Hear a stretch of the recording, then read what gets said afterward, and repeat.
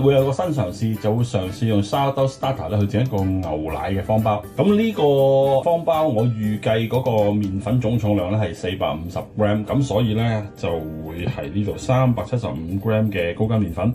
稍後我會加入150 gram 嘅 Sourdough Starter， 咁150 gram 嘅 Sourdough Starter 裏邊有75 gram 麵粉，加呢度375，即係450 gram 麵粉。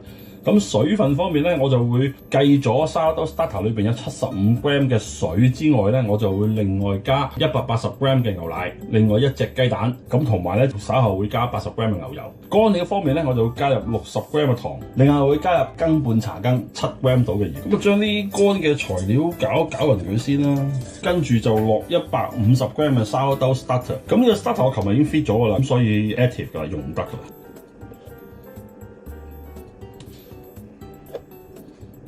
咁我就諗住用 Kitchen Machine 去攪佢啦。咁啊用呢個低速打勻佢先啦，落埋啲雞蛋，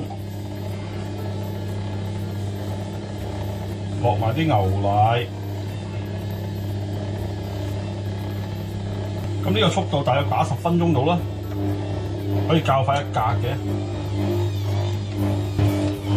打咗10分鐘之後咧，表面變得非常之 smooth 啦。咁呢個時候就應該可以落牛油。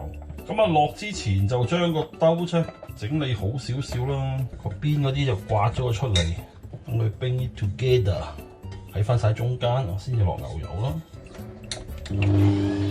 咁啊較早前已經將啲牛油溶咗啦，咁而呢度80 gram 牛油就落埋落去。咁都係用慢速咧。再打多10分鐘至15分鐘到啦。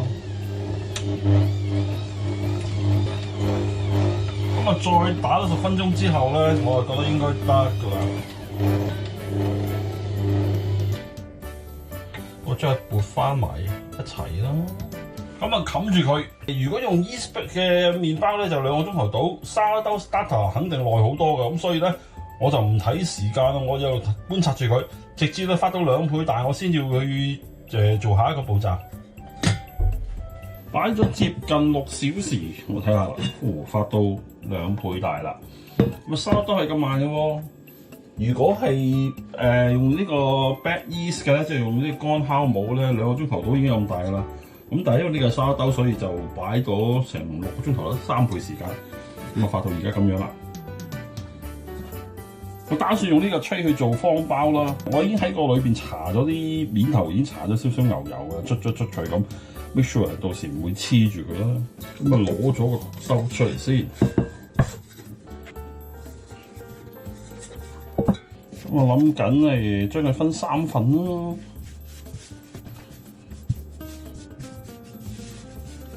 大約嘅啫，拱埋佢一嚿。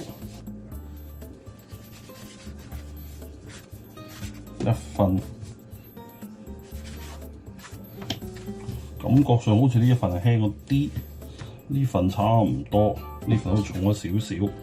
咁啊，如純粹目測，咁要準確咪磅佢咯，但係我就覺得唔使啦。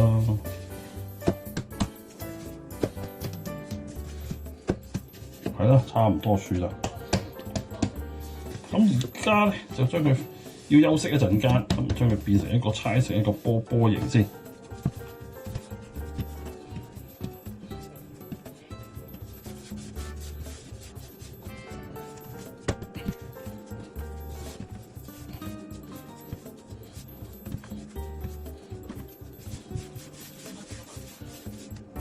咁啊，俾佢鬆弛，冚住佢15分鐘先翻嚟。休息咗15分鐘。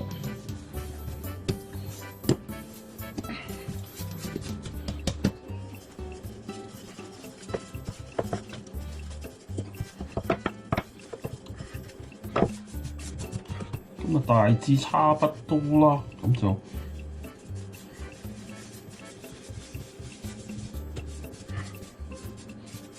令到咁樣。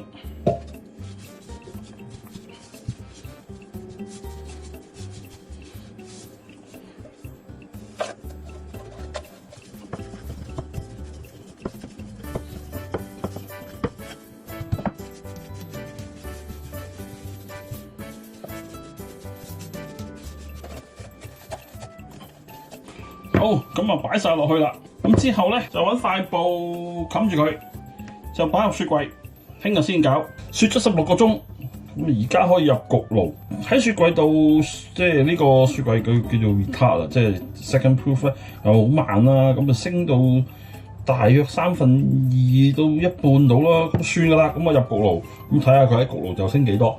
咁我焗爐已經 preheat 到咧260度，咁我就會係淨係開下快熱線就10分鐘，跟住咧我就會調翻去180度，再焗多差不多30分鐘到，咁就 OK 啦。